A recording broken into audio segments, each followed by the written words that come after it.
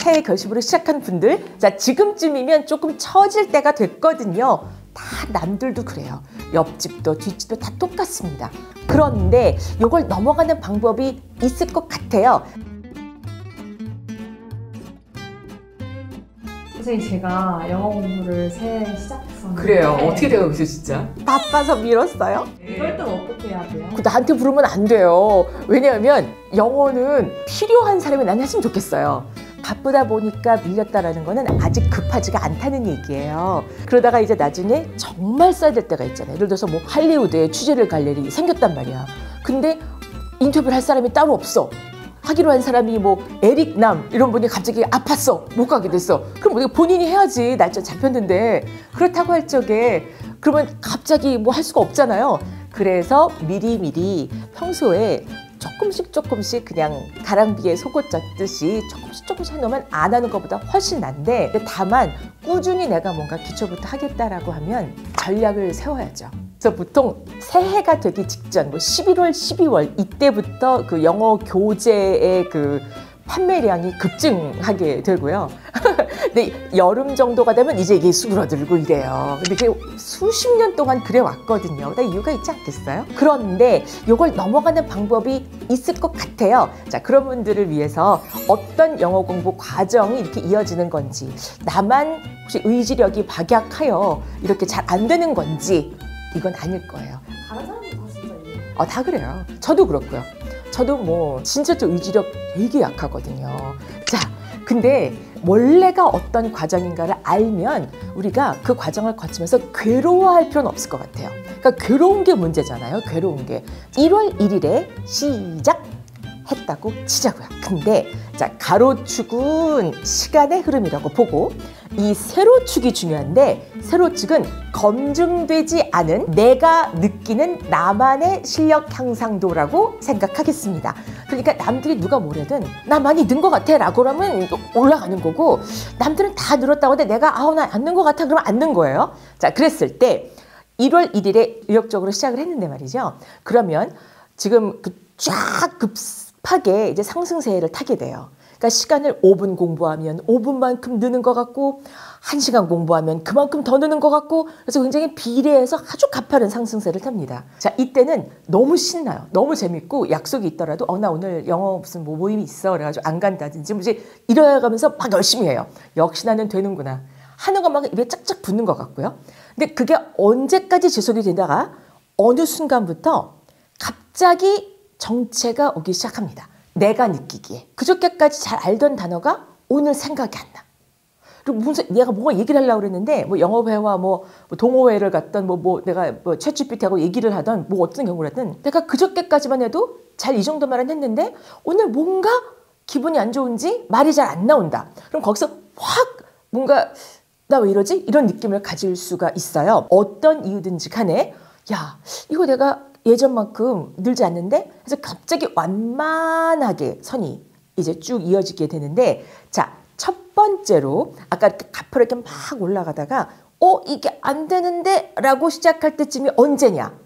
1월 1일부터 시작했는데 대충 1월 5일이다 이겁니다. 일주일 안 돼가지고, 보통은 모든 사람이 그렇다는 얘기는 아니에요. 근데 일반적으로 그렇다 이 얘기입니다. 어떤 분은 뭐 한 달이 가는 경우도 있겠지만, 전 한 달까지 가는 경우를 이때까지 본 적이 없습니다. 그냥 오래 가봤자 2주 정도인데 대부분은 일주일을 못 가요. 그럼 그때부터 이제 중요한 건, 아무래도 안 되는데, 근데 학원에 계속 또 다녀. 수업도 뭐 또 듣는다. 근데 이게 그렇게 많이 안 느는 것 같다는 거죠. 그럼 이게 또 언제까지 도대체 이렇게 계속 정체 상태로 가느냐 하면은 한 3개월을 간다 이겁니다.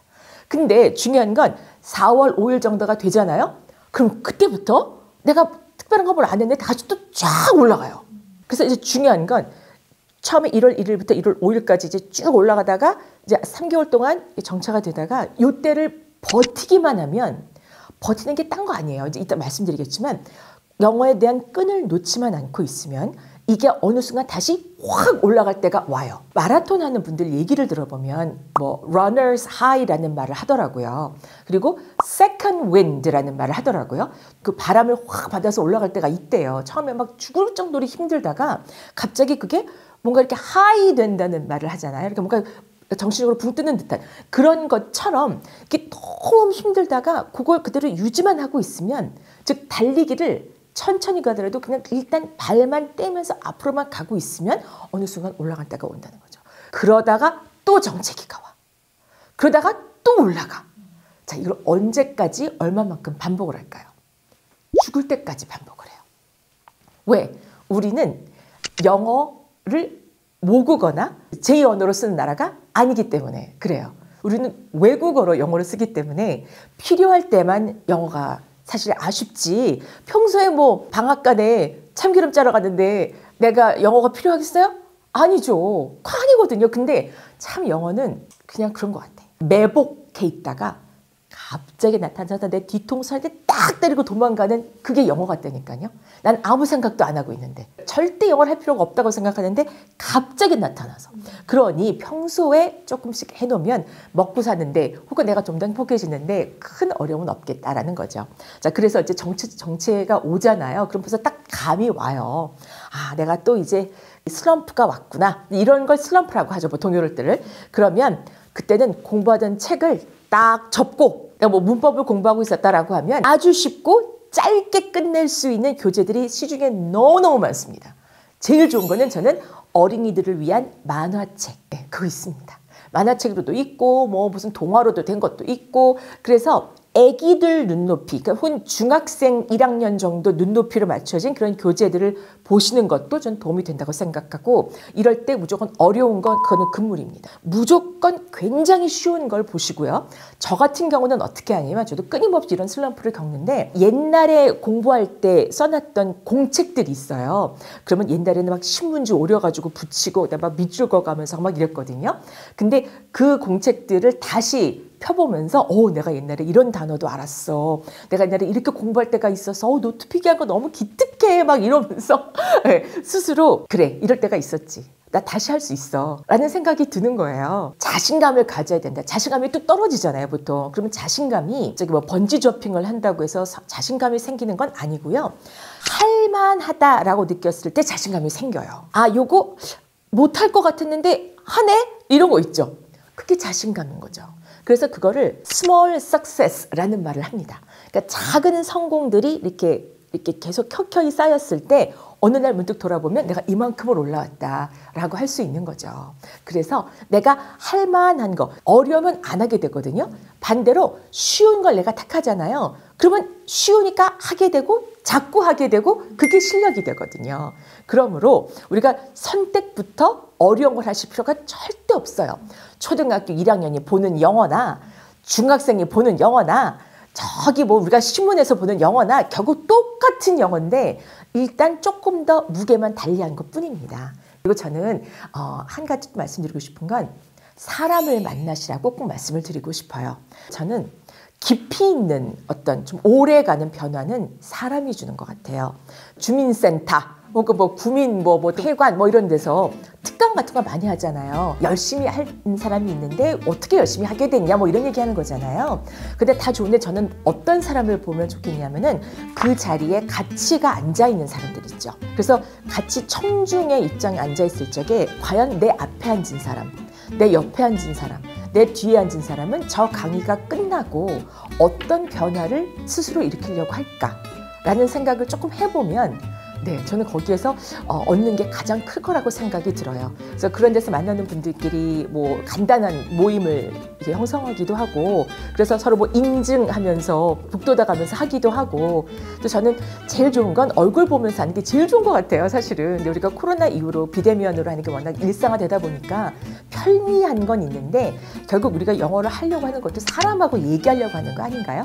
자, 그럴 적에는 너무 잘하는 사람이 잘난 척하는 그런 얘기 들은 것이 아니고 또 잘난 척 좀 하면 어때? 가서 그렇게 잘난 영어 나도 좀 가르쳐달라고 그런 식으로 하면 그게 다 나한테 피가 되고 살이 됩니다. 자, 그렇게 갔을 때 이게 그 정체기를 어느샌가 나는 끝날 수 있다라고 하는 거죠.